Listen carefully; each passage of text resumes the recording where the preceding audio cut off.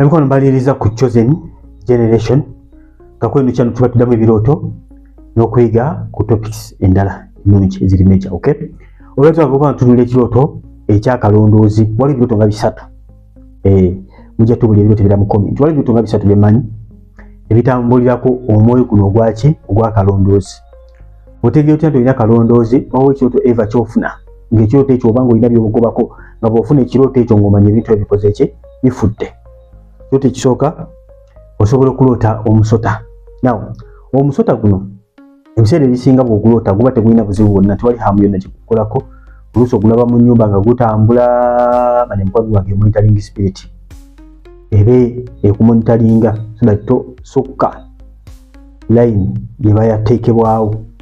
Okay, obanga mukwano gwange temulina kufumbirwa manya nti monitoring spirit eze kulaba mukwano gwange etuukiriza ekyo nga tolina kubanga otoloka ku family yewamu oba otoloka oba probably okwera edduga eribali kuteereddwako monitoringa mukwano gwange buli kaseera kulaba nga tukola ki totoloka beranga musirikale beranga musirikale nga kumonitoringa nti bwoba azilonga zokyali mu boundary oba akuteeka tewali buzibu.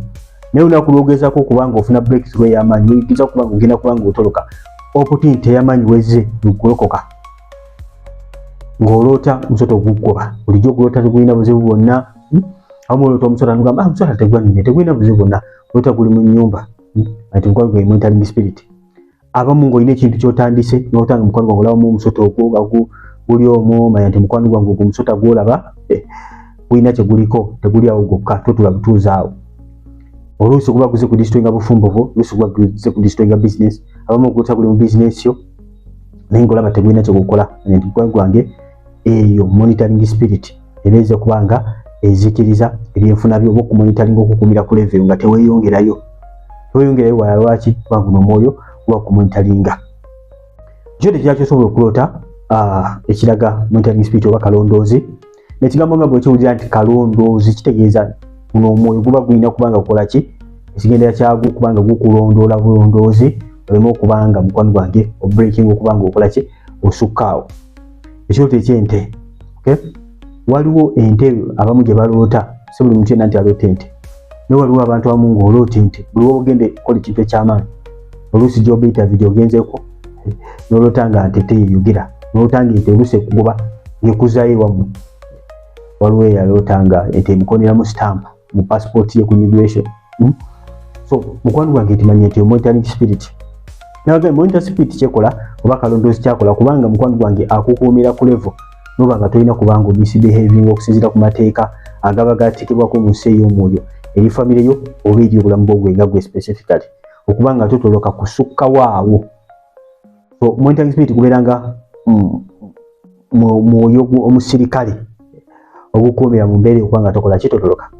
Ente oluusi nolaba ente nga nnyingi naye nga mulimu ente eyo eringa ekumanyi endala zonna tezikuliiko ziri mu kulya byazo naye ente nga yo buli lwekulaba ekugoba paka kukufiirako mpaka bwekutuuseewo mmwe oluusi paka eri mu kyalo gye wakulira oluusi n'akayumba tekakyaliwo naye ente gyegoba ekola ki ekuzza oluusi nga n'okwogera ekola ki eyogera. Mukama yeebazibwe manya nti mukwano gwange oyo abeera kalondoozi. Oluusi osobola okugiroota mu kiroto n'ogitya n'ogiraba nga naye ekola ki ekutunuulidde manya mukwano gwange ente eyo ebiseera ebisinga abeera kalondoozi. Nakola vidiyo ekwatagana ku misota esoose okwogerako naye nga ginyonyola in details. Si buli musota gwolota nti abeera kalondoozi mukwano gwange. N'ente nakola vidiyo enyonyola ku nte oteekamu okulota ente kitegeeza ki babeera sibi n'emisota okulota emisota kitegeeza ki babeera sibi. Vidiyo zino zonna mpanvu zinyonyola in details ente. Si buli nte zonna zolota mu kyeto nti zibambya mikwano disclaimer. Okay, kubanga ne mu Bible tulina ebirooto by'ente, ente ennungi n'ente embi. Si buli nte zonna zolota ebeera nte mbi. Kyoto ekirala kyosobola okulota ekiraga kalondoozi kulota omufu. Si buli wolota omufu nti mukwano gwange abeera kalondoozi. Osobola okulota omufu nga ddogo lwakuteekako, osobola okulota omufu nga jasitaze kuzikiriza buzikiriza ng'agolokose bugolokosi, osobola okulota omufu nga kalondoozi. Omufu kalondoozi omuloota otya? Ono ye omuloota buli kaseera wabaawo opportunity ey'amaanyi gya bulamu obwo n'oloota omufu oluusi nga mutudde, oluusi bweba bizinensi nga yali mu bizinensi eyo oluusi nga akuvugako mu mmotoka ye, oluusi nga mugenda munyumya, oluusi nga mudisikasinga bintu bya bizinensi. Oluusi katugambe obadde ogenda kufumbirwa n'oloota omufu. Oyo omufu gw'oloota buli kaseera oluusi ng'olaba yali mu by'emikolo yabitegeka yatambuza budget yakola ki n'ekyamani w'omukolo mukama yebase nnyo ati mukwano gwange oyo kalondoozi unless ng'ozikiriza omufu oyo unless ng'ozikiriza agamanyi g'ekizikiza agakutambulirako manya kikiba kizibu nnyo mukwano gwange okuyitawo kubanga ensi ey'omwoyo esingira ddala ensi eno ey'omubuli we yali yadde gye tutambuliramu ebintu byonna bisookera eri so ekirooto kyonna ekibeera consistent kati ng'omusota gugwolota consistently nera ng'olina opportunity y'amanyi jambulamu bwomanyi abeera kalondoozi ente z'olota ezo consistently ng'olina opportunity y'amanyi olina byogobako olina business oli mu kutambuza ente gy'olota consistent manyi ebiseera ebisinga abeera kalondoozi oyo omufu gw'olota ali consistent buli kaseera manyi mukwano gwange abeera kalondoozi kyekivaamu kalondoozi okubanga mukwano gwakulondoola okubanga mukwano gwange tolina opportunity y'amaanyi mukwano gwange ebreakinga mu bulamu bwo buli kintu kyonna kifiira bufiizi mu mikono gyo n'ekintu ne bwe kibanga mutuufu olabira tewali chance yonna yakufa ng'ola ebintu biringa ebiwedde ku breakthrough point ng'etuuse mukwano gwange era bikola ki era bifa lwaki kalondoozi akuba n'abikola ki n'abisaanyawo akufaananyi kubanga kalondoozi aleta uniformity kwe kufaanagana waba kalondoozi ajja alondoola buzaalwa na musaayi nga wakika abafaanaganye mwenna mubeere nga muli awo kweyo level kulina okubanga mukola ki muoperatinga etteeka eryateekebwawo kalondoozi eryateekebwawo mu nsi ey'omwoyo muleme kukolwa ki muleme kulimenya kiki olina okubanga okola gwayota ebirooto bino bya kalondoozi kyolina okubanga okola mukwano gwange okubanga bwobanga toli mulokole kubanga wali bulamu bwo eri Yesu.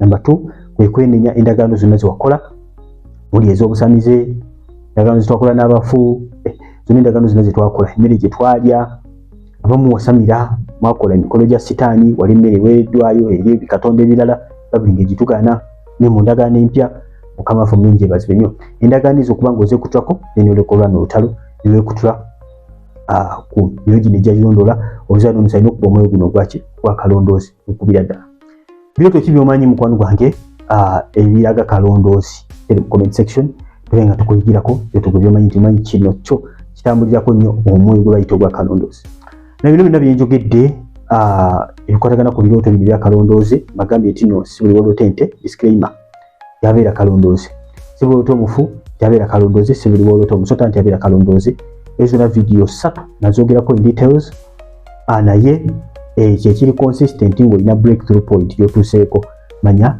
oyo yabeera kalondoozi nga bw'olaba nti kijja kikulondoola kijja kikola ki kikulonda kiri very consistent ekintu kyonna kyotanga kiri very consistent naye nga kizikiriza ebintu byo abeera kalondoozi mukwano gwange kala by'emikwano mubeere bulungi wange olimpya subscribinga kona kade selectinga all onakikola ekyo buli lwe nnaaba nga ntaddeyo bwenti video gyobeera omukwabo abasooka okubanga bafuna obubaka kikwanguyire mukwano gwange okubanga ofuna message zaffe n'okubanga mukwano gwange toyitibwako eno channel buli mwana wa Katonda wenna ogyetaaga kubanga ebiri wano tolina wala ogenda kukola ki kubisanga emikwano mu comment section waliwo ennamba mubanga oyagala okutwegatako ku WhatsApp group nnungi nnyo zakuweereza Katonda si za birooto weereza ku namba eyo nti jajoyinga WhatsApp group gyenyinge tube nga tuweereza mukama tuweerezako kintu kirala kyonna teekawo jajoyinga WhatsApp group tujja tukuweereza link mangu nnyo obe nga otwegattako tube nga tuweereza mukama emikwano mbeere bulungi mweraba